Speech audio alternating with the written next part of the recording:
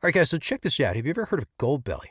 Okay, so it's this amazing site where you can order the most iconic, famous foods from restaurants all across the country, and they will ship it straight to your door. That's right, these guys will ship you Philly cheesesteaks from Jim's or Pat's in Philly, buffalo wings from the Anchor Bar in Buffalo, and even Kansas City's most legendary barbecue. So, if you're looking to host an epic Super Bowl party, go to goldbelly.com and get free shipping and 20% off your first order with promo code GAMEDAY. Hey, Trojan family, what's up? Welcome back to the USC LAFB show here on the LAFB network.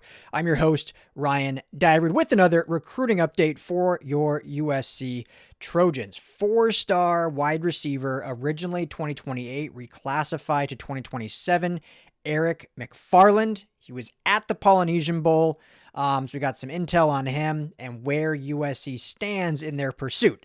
This is a really high-quality receiver. I'm going to tell you his measurables. Don't freak out. I know everyone's going to freak out when they hear his size, but from a former short wide receiver, you know, we're people too. We can make an impact too. So Eric McFarland, he is 5'8", 176. So actually some good weight on him for the 5'8" height. 4-star, like I said, reclassified, and yet is still the 4th ranked receiver in Rivals industry rankings. So that tells you a lot. When he was obviously even higher ranked in the 28 class, reclassifies, so he's younger than everyone else and still is ranked in the top 5. So a really high quality player, plays at IMG Academy. USC is building a nice little pipeline with IMG. I was talking to a buddy of mine who lives in Bradenton, Florida, and I'm like, all right, bro, I got to make a trip out there. We got 2 commits from the 26 class, obviously, in Kenai Pepe and Brett Koleje. We have 1 commit in 27 total, Aaryn Washington. He just transferred from Mater Dei to IMG. And obviously there are other prospects that USC is recruiting, pursuing, including this great receiver, Eric McFarland. So I'm like, I gotta get out there, go visit you, hit the beach out in Bradenton and enjoy it and visit that beautiful IMG campus. So I may be making a recruiting trip this fall. So keep an eye on for that. Should be a good time. But this is a really solid receiver, guys. Really talented at the Polynesian Bowl yesterday. So for anyone that watched, he ended up being the Polynesian Bowl offensive MVP. He scored a 35-yard rushing touchdown. And Rivals, which is obviously separate than who did the Poly MVP, they had their top performers, and they listed him 3rd, just behind Jalen Lott, wide receiver, and athlete Salise Moa, who just flipped from Utah to Michigan. So really talented kid to be able to rank that high within most of the 26 kids, and he's technically a 28 and still balled out that much. Kind of tells you how good the potential this kid is.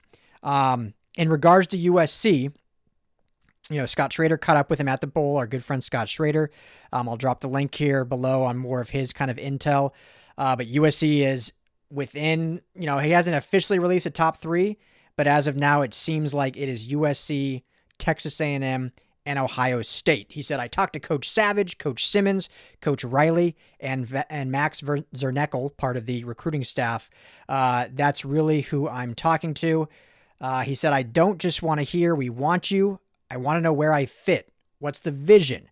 Where are you putting me to help me succeed?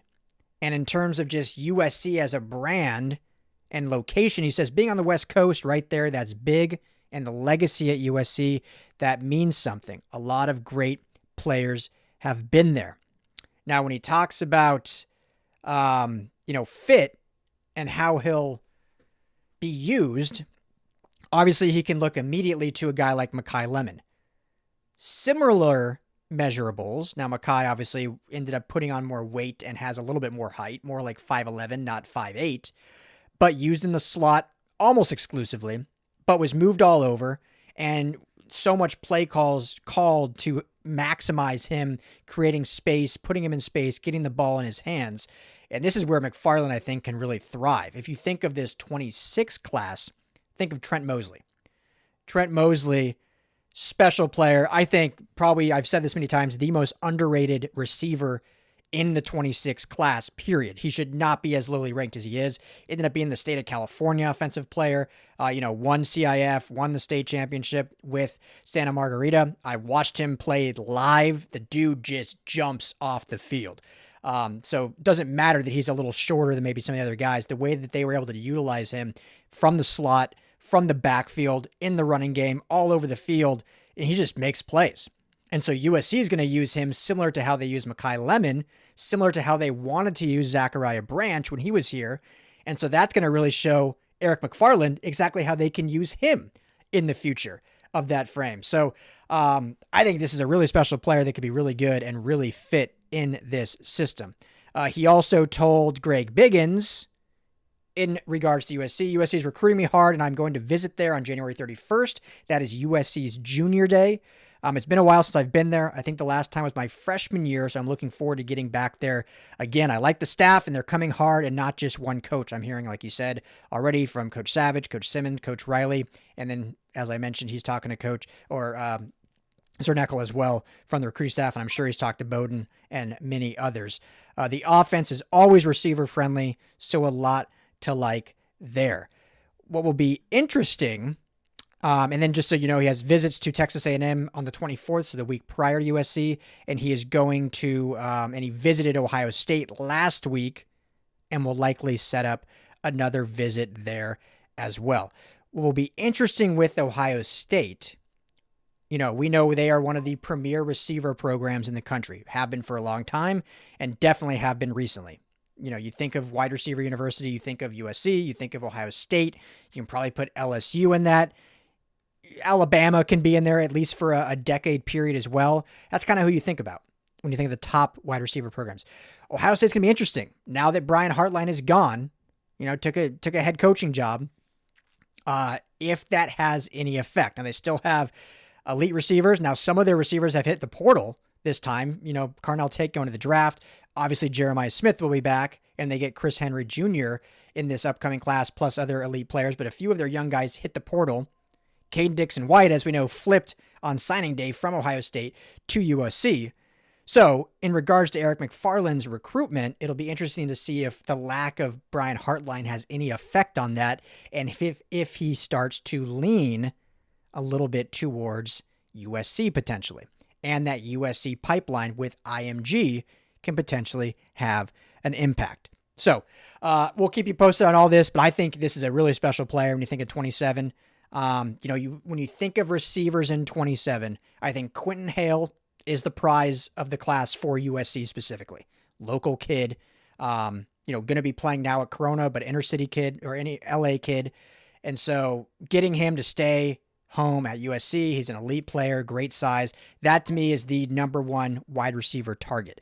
After that, you can kind of pick and choose who you think fits best, but I would start to lean McFarland maybe as my wide receiver 2 for this class. And it's only going to be 2 or 3 receivers likely in this class. It's not going to be 6.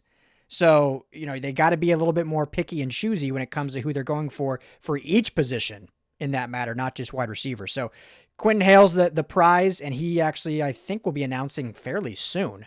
And then I think McFarland for me might be the next because he can follow that line of Mekhi Lemon, Trent Mosley, Eric McFarland, that perfect slot type receiver that can kind of do it all and create space within the offense. So there's the latest you have. Recruiting Eric McFarland, 4-star, 4th ranked wide receiver in the 2027 class. We'll keep you posted on anything else we hear. Hit that like and subscribe button. Hope everyone has a fantastic weekend. And as always, family, fight on. Hey, Trojan family, thank you so much for hanging out and watching the USC LAFB show. Before you go, let me tell you quickly about our friends over at Sleeper. Go right now, download the Sleeper app. It's the #1 sports app, not just for season-long fantasy, but they've got live pickers, they've got live stat updates, they've got a chat that you can chat with other users, plus the daily pick'em, which is a blast, or daily fantasy, whatever you want to call it. You go and pick 2 to 8 players across any sports. If you're talking USC, go choose Jade Mayava in his next matchup. Pick more or less passing yards, more or less touchdowns. You stack those, and you can win real money. When you go to make your first deposit, make sure you use our promo code USC LAFB. You're going to get a match deposit up to $100. Put in $100, you get $100 free to play with from Sleeper. Put in 10, they'll match you that $10. So now you're sitting at 20 to play with. But also right now, for any new users, no deposit required. You get $20 free entry. You can stack both. You can get the $20 for free. Go make a deposit. Use USC LAFB. And now you've got a bunch of free money to play with right there on the Sleeper app. Check it out, Trojan family. And when you do, tell them the guys at the USC LAFB sent you.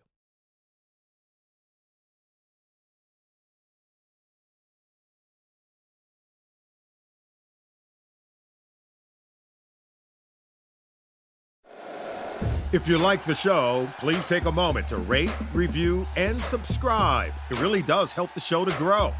Thank you for listening.